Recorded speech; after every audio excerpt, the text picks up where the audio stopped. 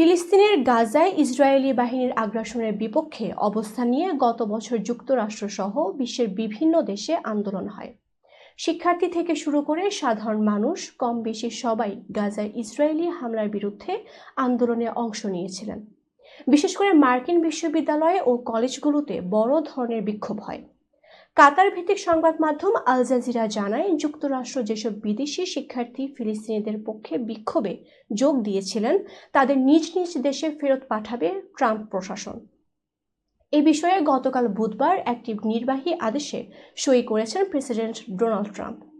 নির্বাহী আদেশের পরিপ্রেক্ষিতে মার্কিন ইহুদিদের বিরুদ্ধে সন্ত্রাসী হুমকি, অগ্নিসংযোগ, ভাঙচুর ও সহিংসতাকারীদের জন্য কঠোর শাস্তি দেওয়ার পদক্ষেপ নিতে পারবে ফেডারেল সরকার। এরই মধ্যে তাদের বিরুদ্ধে তাৎক্ষণিক ব্যবস্থা নিতে বিচার বিভাগকে নির্দেশনা দিয়েছেন প্রেসিডেন্ট ট্রাম্প।